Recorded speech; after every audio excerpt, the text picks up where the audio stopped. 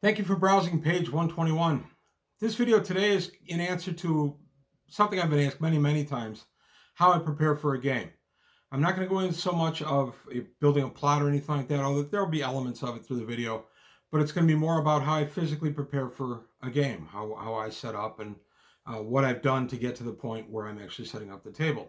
This is a Traveller game we're going to be playing tonight, and I'm going to be setting up the board for it. And I thought, what the heck, I'll film it and let you guys see a little bit of how I GM a game, where I sit when I GM, stuff like that. It might surprise you a little bit, but just wanted to take a look at it. Also, real quick reminder, the 15th, which as of the posting of this video will be tomorrow, is when I'll be running my event at Polar Vortex in Addison, Illinois. I believe it's in Addison. I'll attach a link below. I'm running Traveller from Mongoose 2nd Edition. I'm providing all characters, dice, scenery, everything. A lot of what you see today will be scenery I'll be bringing with to that.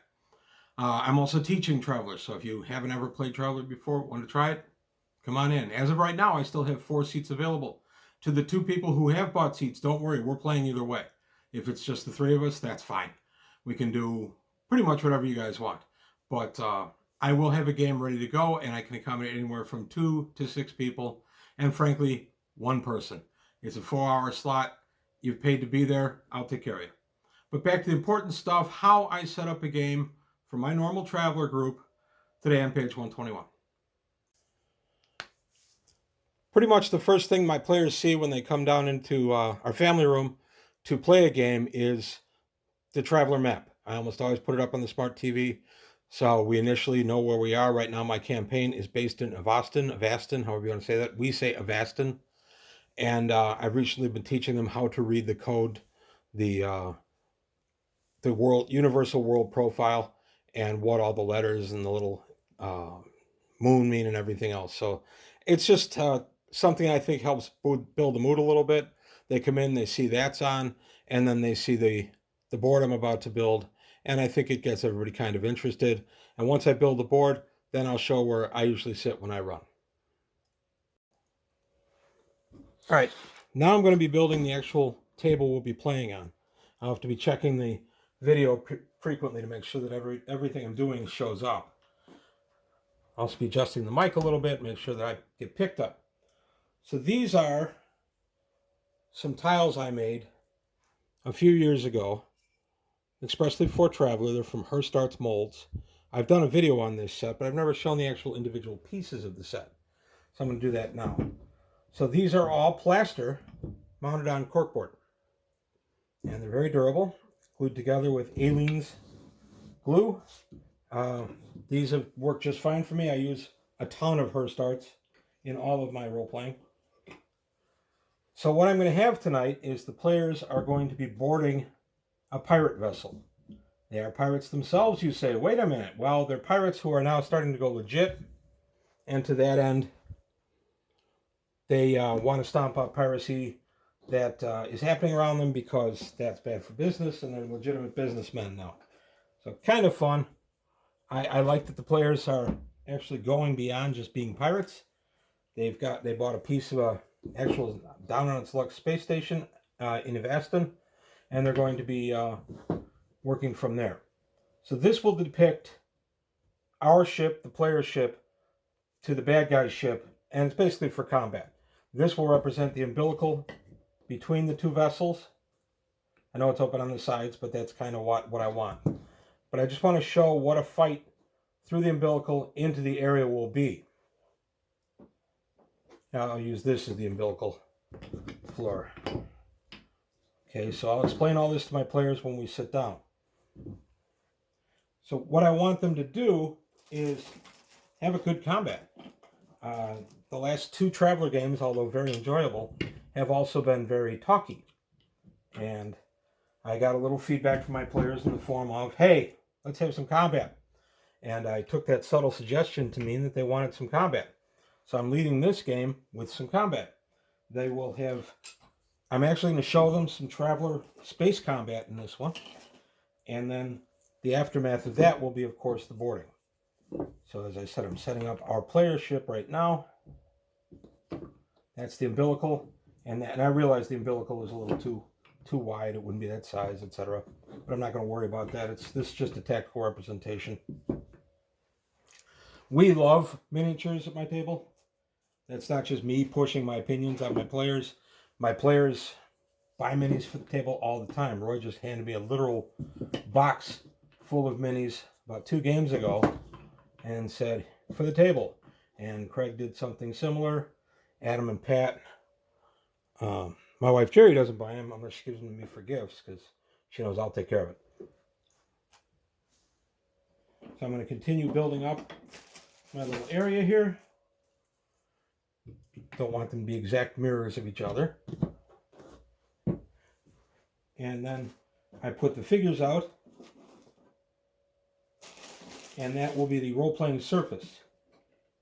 There it is. Sorry, I couldn't find some stuff. I found it. I have all this packed away in a box. But sometimes it's not easy to find certain parts. So this is really all I'm going to do. I'm just setting up a combat zone. And then the players will take it from there. I'm going to set up some cover and all that. I don't know that I'll film my setting up the cover, but I'll give you a shot of it once it's done. So I don't know how many people use miniatures. I know we love them. I have all kinds of minis.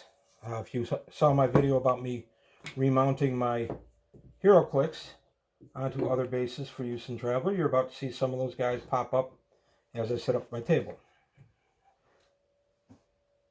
And anybody who's ever done Her Starts, it's a plaster that you pour into a mold, then you demold it, and then you glue everything together, and then you paint it. This board, the entire board, represents a lot of hours of work. This was not an easy build for me to do, and it took a lot of time.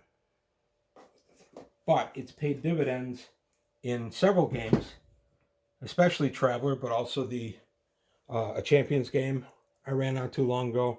We've even used them a little bit for Battletech and Gamma World. And my Independence games, Clement Sector, a lot of it took place aboard a Starship too. So there you have it. That's the actual board that we'll be playing on. I'm going to go ahead and stop recording for a moment, set up some of the interior setup, and then I'll come back. Okay, I've got the board set up now. And this is going to be the good guys here. I have 4 player characters playing tonight. And, I think I have 5 actually. So I'll put one more guy out. But basically the players play a combat figure. And then they play a talking figure. So this Ultron figure, this is a Mandroid. That just represents a man in armor. So the bad guys themselves are arrayed. They've set up their crates to give themselves a nice place to stave off the attack. They realize that what will happen if they get arrested for pirating, so they're going to go ahead and they're going to resist. What they don't know is that some elements of the boarding crew, my player's crew, they have some combat armor. So this is going to be an interesting little firefight. They don't have top-of-the-line combat armor. It's not the greatest in the world, but it's going to be interesting to see them go across. I also have a little surprise for them. Once they get over here, a couple of flashbangs that have been preset in the area are going to detonate. The idea is they come across, the flashbang will disorient them, and then everybody will pop up from cover and begin to fire. What the bad guys don't realize is the lead elements will be in combat armor. So that's going to be interesting. I'm anxious to see how this end of it's going to play out. I'm taking kind of a calculated risk. Also, I'm going to rule that the flashbangs were not set close enough to damage the umbilical, which of course these guys don't want to do. It really depends on how the players go about boarding this vessel. They know there are some innocents aboard, and even though Traveler doesn't have alignments, my players generally will play it on the human side of the equation, if nothing else. So they don't want to just decompress their area and just go ahead and let this decompress. They want to keep the ship relatively intact. So it's going to be a running gunfight. I'm hoping it's going to take about the first maybe half. I'm figuring the ship fight, the way I'm going to do it, it's going to be more or less cinematic.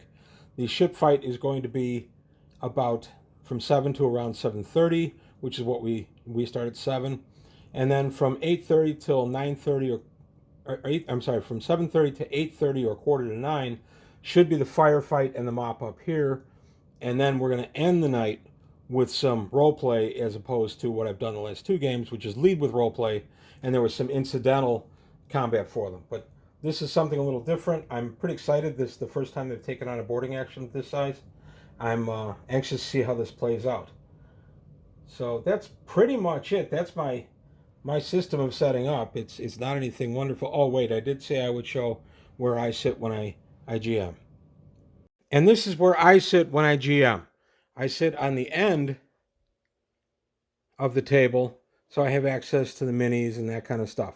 Sometimes I'll have my laptop with me, other times I won't, but I set up the GM screen right there, and then the rest of the table is right there. I've had a lot of people ask me about that, and my answer is I prefer to be in the middle of the table so I have an opportunity to keep an eye on what's going on with the minis and move them if I need to for my bad guys or something. And so I generally sit on the side end of the table, not at the head of the table. And it just gives me the ability to keep an eye on everything out here, make sure my NPC figures are where they need to go. And that way I don't have to tell somebody else to move them. It's just a better way when I have miniatures on the table. It's just, I feel a better way to set up. But that's all I've got. I've got two books behind my screen always, the Core Rulebook 2022 Update and the Essential Supply Catalog. I have the rest of my books on e-form or other physical copies here in the room, or I'll just call them up on my tablet or my laptop as I'm running the game. So generally we don't refer to the books a ton during a game, but I don't ban them. Players are welcome to use them throughout the game. But that's it. That's just a little insight into how I set up and run any kind of game, Traveller, D&D, and oddly enough, this has become the DM spot here at my house. When somebody else runs, I get kicked out of this area and everybody wants to run from this area. So it's kind of funny that everybody adopted this as their DM spot. But that's all I've got today on page 121. Thank you for watching. Thank you for your time. Take a look at the Patreon, see if you can help me out there. Leave some comments below, like and subscribe, tell your friends, and I'll see you next time.